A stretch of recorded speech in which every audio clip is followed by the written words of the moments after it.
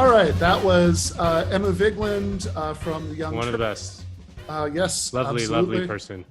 Very much so. And yes, you should listen to her talk about the episode of Entourage where the guys go to Sundance. Yes. It's good stuff, and also I thought that was very brave of you bringing a girl on the show. I know, it's crazy. Ooh, I was really nervous. I don't know how you do it. But we've got talking to Nando Villa, who, besides the Entourage podcast, does a bunch of other stuff, including the Jacobin Weekends show, which I was just watching earlier, and is always very insightful about this stuff. And he has, and we were just talking about the American election, and want to kind of switch gears a little bit and talk about Latin America. Although it's worth kind of lingering on the connection for a minute here, because we were just talking about the election, and I think that there's like something that's a little frustrating sometimes if you're around certain kinds of progressive media, that people tend often to talk about the election, electoral politics, what you should think about Biden-Trump, in one of two ways that both seem pretty unhelpful, right? One is to say there's no difference. It's not even harm reduction. It's actually better if Trump wins, because that's only 4 more years, and then you can get your magic, intervention where you get somebody like Bernie Sanders. Whereas with Biden, it's going to be 8 years, which I've always thought was a bizarre argument because elections happen every 4 years, and frankly, I doubt that Biden has 2 terms in him. And also, one of the reasons that Biden won the Democratic primary was because primary voters had this deep longing to go back to normal after 4 years of Trump. And I can't even imagine how much stronger that would be after 8 years, right? I think a Bernie-like figure would be destroyed, right? Would have a much harder time, right? In 2024, after 8 years of Trump. I think that'd be very, very good for the centrists. But that's one frustrating way people talk about it. The other frustrating way that people talk about it is the sort of progressives for Biden kind of version, where you do the opposite thing and you say, well, Biden's not perfect, right? The Democrats aren't perfect, but I mean, they're pretty good. It's pretty close to what we want, and of course, that's also complete nonsense, right? So, just as one small example of that, look at the previous Democratic nominee, Hillary Clinton. When she was Secretary of State, she was there while there was a coup against the elected government in Honduras, and she bragged in the first edition of her book about how she had intervened to stop the elected president of Honduras, who of course she referred to as a left-wing strongman, from coming back to power.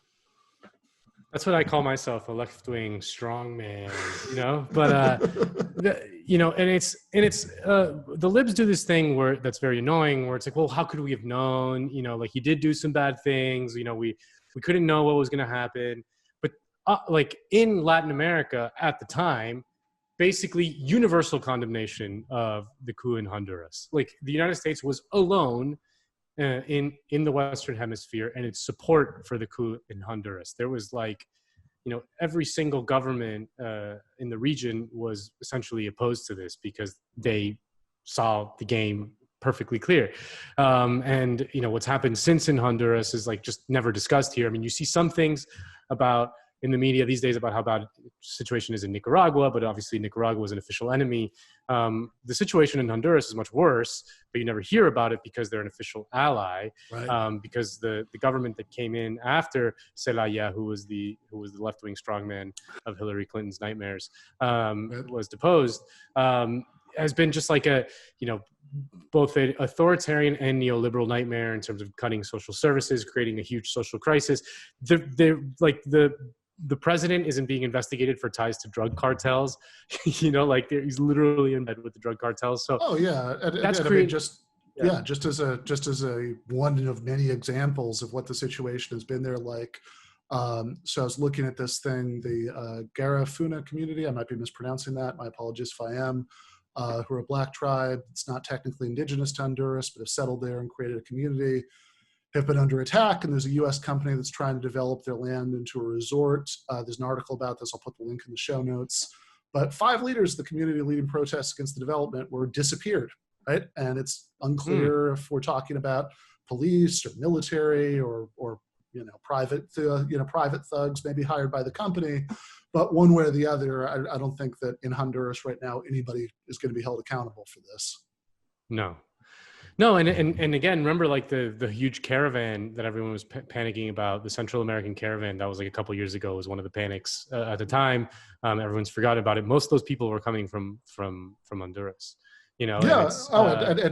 And Hillary Clinton, scored some points about how tough she was by saying that they should send them back. After send them back. It's amazing. It's amazing. The Clinton rebrand into like woke kind of, not going to throw POC under the bus and all that stuff, like is just mind numbing. Like, it really is just mind numbing. Like just listen to her words. Like don't like project, or her Twitter feed, saying like what does intersectionality mean to you in 3 emojis or less or whatever. Like just listen to her actual words. She's telling you. Perfect Hillary tweet, but yes. Yeah. That was a real Hillary tweet. That was a real one? Yeah. Awesome. Oh, yeah. In the 2016 election, that was a real Hillary tweet. That's amazing, right? And again, that is the thing. I think what you said earlier is exactly right? I remember that there was this thing that like some libs were pushing in 2016 about how there was like that if you looked at the PolitiFact archives, then the percentage of things that Hillary had said that were lies was actually lower than a lot of other politicians. And okay, one, the stats nerd point is actually that's statistically meaningless because it's not randomized. But like the more important point, right, is that it's just weird nonsense because you're ignoring the fundamental dishonesty, which can't be fact checked, right? Which is pretending that you now stand for things that there are decades of evidence from your previous career that you don't, right? That like clearly, that's. I mean, whatever. I mean, Hillary Clinton is yesterday's news, but I mean, if you looked at her entire career, it's a very poor fit with that. And I guess Biden, at least, isn't opening himself to as much of a dishonesty charge because he's not pretending very hard to have changed. He's not pretending to be woke. Yeah, right. Which is something. He's certainly not bragging anymore about how he wrote the crime bill, right? Which he used to. But we talked about Honduras, right? And of course, the coup there is. Let's see. I want to say this is 2012. Is that right? Around there? 2009. 2009. Okay, that's right. Sorry. But there was a very, very recent, in fact, multiple very recent attempts at right-wing coups in Venezuela, and in fact, I think there's some pretty recent developments there. Yeah, there was the Venezuelan government arrested an American mercenary, essentially in Venezuela, kind of near some of the oil refineries, with a bunch of weapons on him and cash. Just normal behavior.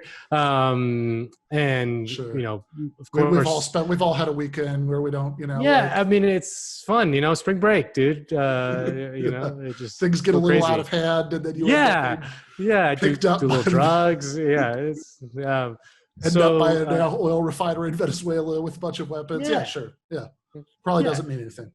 No, well, the Trump administration, through their special envoy to Venezuela, a man named Elliot Abrams, great little character in late circle season back America. To him in a minute. We're going to circle back to him.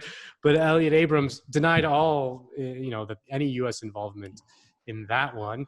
This was just last week. Of course, there was earlier in this year the hilarious Jordan Boudreaux coup attempt in Venezuela, which went so sideways that they captured like 3 American mercenaries who had their passports on them as they were trying to like overthrow the Maduro regime. I mean, this makes like the Bay of Pigs look like a James Bond, or a Jason Bourne operation.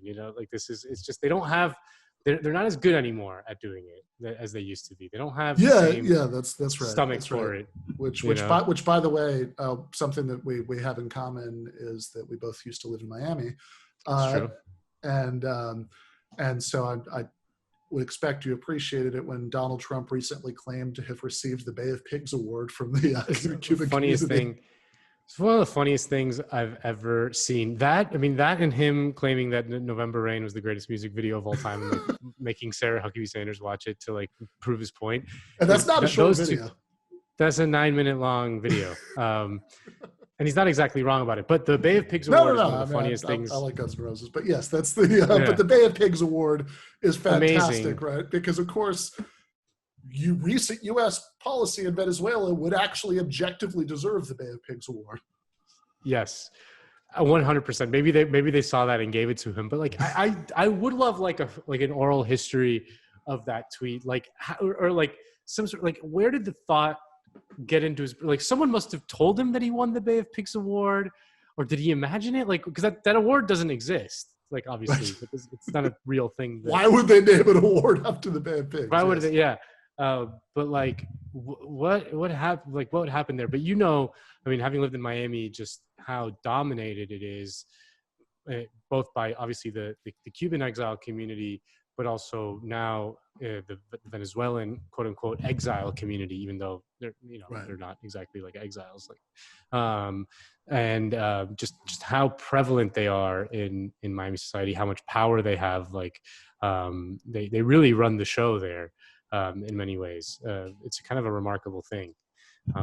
But yeah, I mean, in Miami, the Venezuelan diaspora is like 100% on board with like whatever it takes. Coup d'etat, Trump. If like they'll frequently say like something like, I don't like Trump, but like if he does something to like off Maduro, like I'll be happy. Yeah, that's right. That's like the moderate thing, to say like as a right wing, Cuban and Venezuelan exile that that's like, well, of course I don't like Trump, right? Like of course that's right. Bad, right? Like I remember back when I was still living in Michigan, it's before Miami, but in my master's program, there's a graduate student there who was Haitian, and everybody was sitting around talking about how much they hated George W. Bush, right? As like liberal academic types will, right? And he was agreeing with everything everybody said, but then he said, "Oh yeah, but on the other hand, right? Aristide, yeah. And at least Bush saved my country," by which he meant that he'd sent the Marines to kidnap the elected president, Jean-Bertrand Aristide, and take him out of the country in collaboration with local death squads.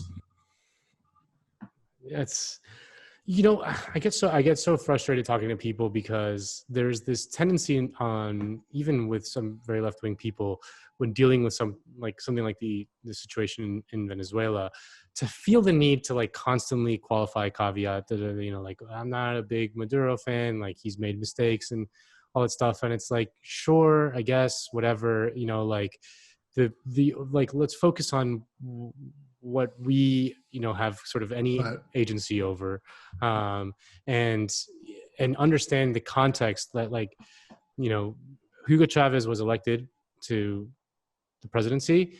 The United States participated in a coup, not particularly coy about it, in 2002, actually removed him from power for a few days. It wasn't until the Venezuelan population rose up in defiance of the coup that it all fell apart.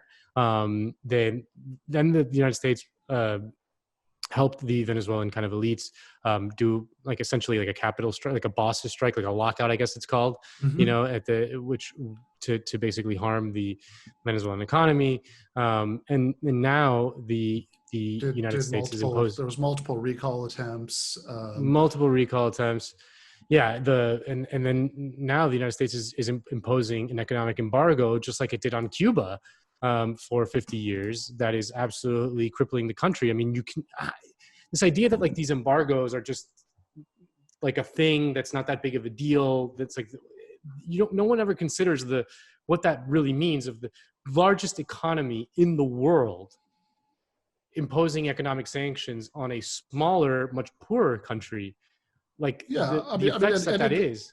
Yeah, for sure, right? And in the context of Cuba, right, the talking point is always, oh, hey, they can't blame everything on this embargo because they can still trade with the rest of the world, right? You know, just not the United States, as if this were an insignificant thing that the like 500-pound gorilla of countries that is right next door, that would be its obvious natural trading partner, can't trade with it at all, right? And in fact, if you think about how this relates to another frequent right-wing talking point, right, which is that, oh, look at all this medical innovation that happens in the United States.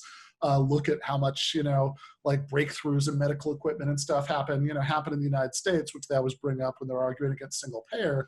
Well, put these two together, right? Like if all this medical equipment, for example, is manufactured in the United States and US companies can't sell to Cuba, what do you think that means about Cuba?